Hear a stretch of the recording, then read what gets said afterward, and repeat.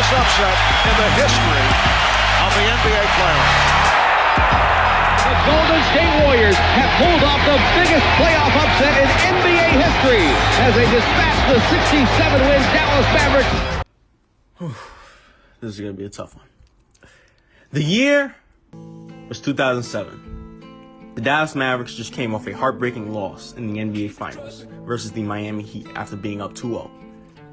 They were on a mission, looking to redeem themselves and get back to the NBA Finals. Led by their best player, Dirk Nowitzki, they ran through the NBA, winning a franchise and league best 67 games, and they had a franchise record 23 straight home wins. Their head coach, Avery Johnson, was quickly becoming a top-tier coach, adding to his already impressive young coaching career after winning Coach of the year prior. They had a great supporting cast, three-point shooting scorer, Jason Terry, six-man, Jerry Stackhouse, role player, Devin Harris, and all-star, Josh Howard. They had a well-balanced mix of inside scoring, outside shooting, fast-paced, and post offense. Owner Mark Cuban was excited as he saw history in the making. Dirk was running away with the MVP award, averaging 24 points, 9 rebounds, as well as putting up the historical 50-40-90 field goal percentage. The Mavs had home court advantage throughout the playoffs, and they were championship favorites on pace to make it back to the NBA Finals and win it all. Then, it all fell apart. The Mavericks entered the playoff championship favorites. Their first step was beating the 8th-seeded Warriors. A Warriors team that had no all-star. A Warriors team with young, inexperienced players like Monte Ellis, Matt Barnes, Mikal Pietrus, and Jason Richardson, all of which have never been to the playoffs before. A Warriors team that missed the playoffs for 13 straight years. A Warriors team that's key players in the regular season were Steven Jackson, Al Harrington, who both was traded midway into the season from the Pacers, and their best player, who I will be talking about a lot for the rest of the video, Baron Davis, who has been suffering with injuries for the past 5 years. However, this Warriors team that was coached by the legendary Don Nelson, who was the Mavs coach, but resigned due to the team gravitating toward then assistant coach Avery Johnson. Still, this was a piece of cake for the Mavericks, with their MVP frontrunner. Or at least it should have been. In Game 1, the Mavericks were incredibly inefficient. They would go on long stretches without a field goal made. The Warriors wasn't that much better either, but made shots when they needed to.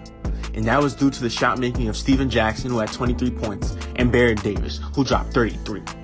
Due to the inefficiency of the Mavs and the down the stretch scoring by the Warriors, Golden State shocked the Mavs in Game 1, beating them by double digits. Dirk, the Mavs superstar, shot 25% from the field and was held to 14 points. We'll keep an eye on that. Game 2, the Mavericks looked to bounce back and avoid the home sweep, and that they did. Avery Johnson inserted Eric Dampier in the starting lineup instead of matching the small ball of the Warriors like they did in the previous game. Dirk had a bounce-back performance with 23 points, and Josh Howard and Jason Terry stepped up to the plate as well. Their three-point shooting was horrendous, but they made their shots inside and got to the foul line. With Baron Davis struggling and then getting ejected in the third quarter, the Mavs will roll in the fourth and tie the series 1-1. Now, it's time to go to the Bay Area for a scene of unbelievable events.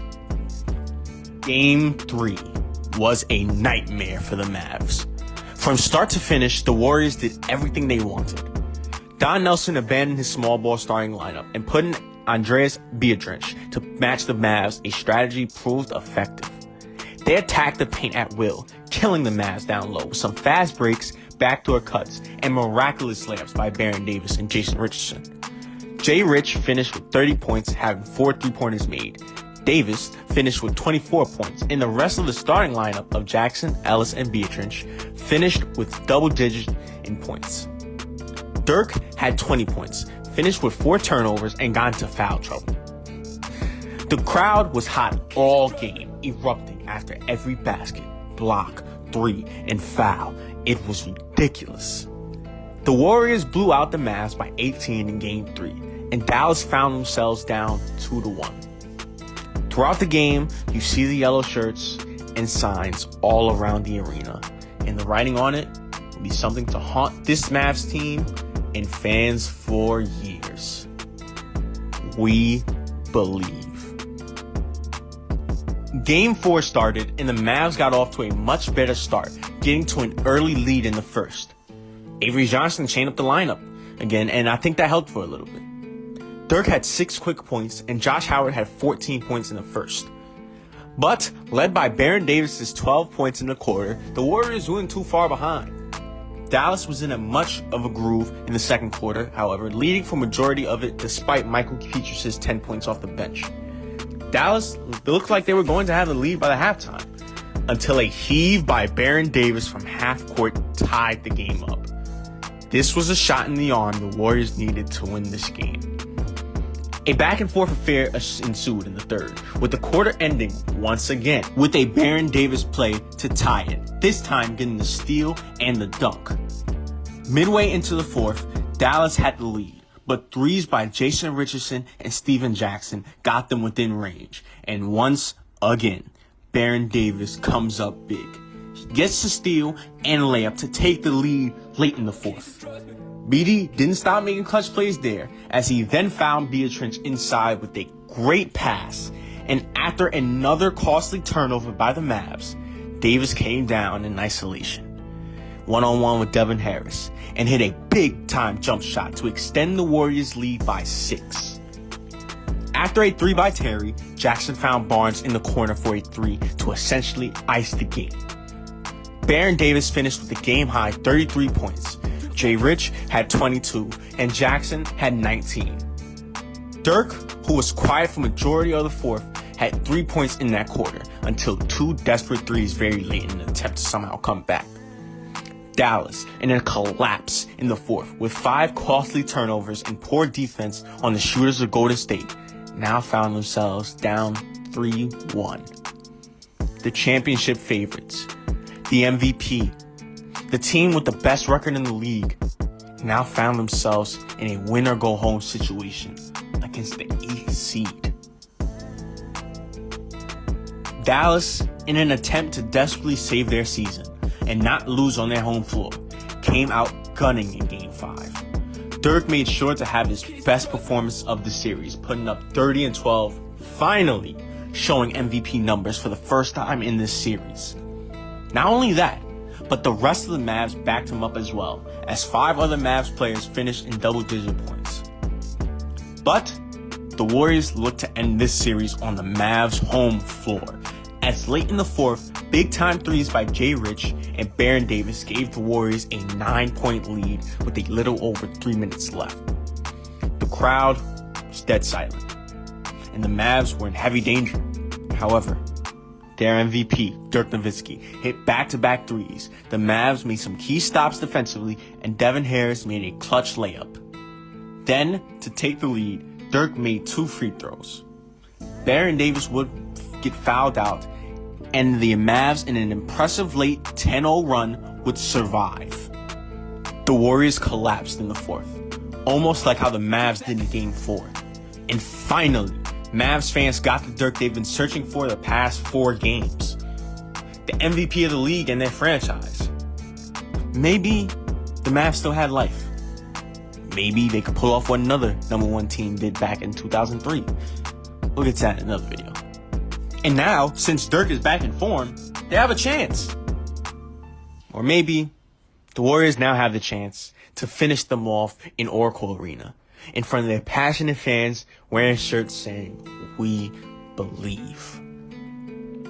The MVP, the Mavs franchise player, one of the best players in the league, Dirk Nowitzki, after a stellar Game 5 to save the Mavs season, came out in Game 6 and put on one of the worst performances by an all-time great player. He couldn't buy a basket. Sometimes it looked like he was afraid to shoot. In the first half, Dirk was 1 for 10. And meanwhile, the Warriors were thriving. Don Nelson changed his lineup one last time, this time inserting Matt Barnes in. For the first half saw Steven Jackson and Baron Davis hot from 3. Barnes and Beatrice both put up 8 points, but despite all of that, the Mavs were still in it, thanks to Josh Richardson, Jason Terry, and the great performance off the bench by Jerry Stackhouse. However, that will all change in the third quarter as the Warriors erupted. They attacked the paint early with Davis and Barnes at the helm, which led to a three-point barrage by Steven Jackson, knocking down 4 threes, finishing with 15 points in the quarter.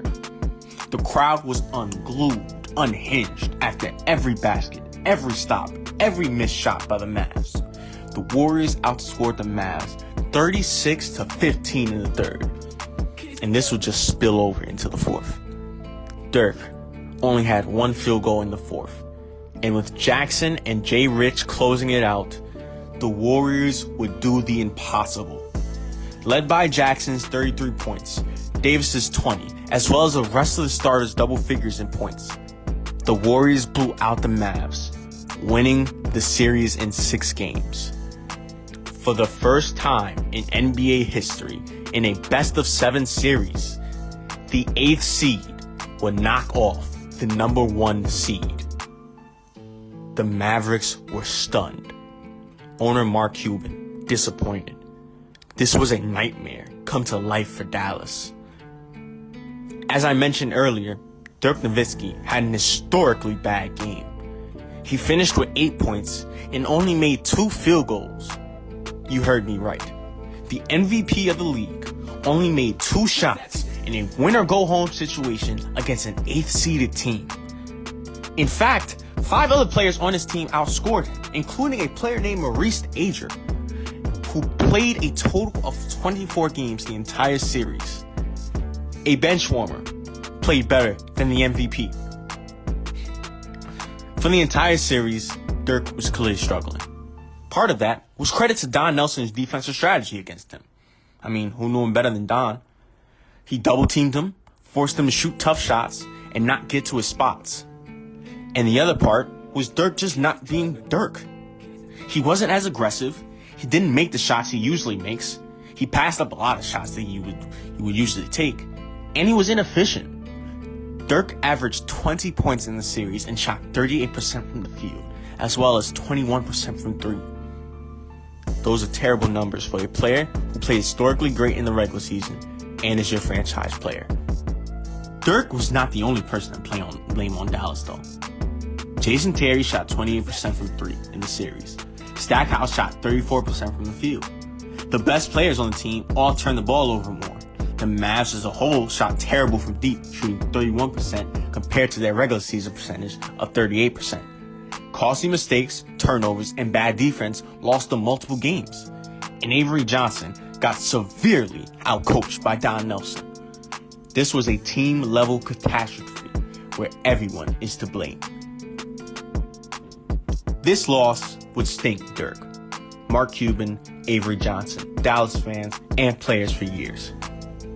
After coming off an already rough offseason due to blowing the 2-0 lead against the Heat in the finals, Dallas now had to go through an even rougher offseason.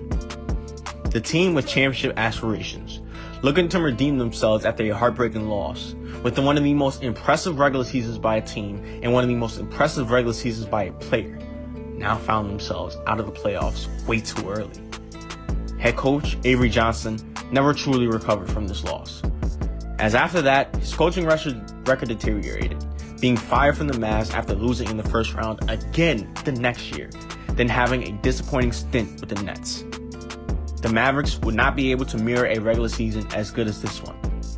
What makes this even worse, Dirk had to accept the MVP award as the second round was beginning. As you could tell, the vibe was off. Everything about it was awkward. It's as if it didn't feel right. The MVP of the league, in one of the best seasons ever, accepting the award after being eliminated from the playoffs in the first round.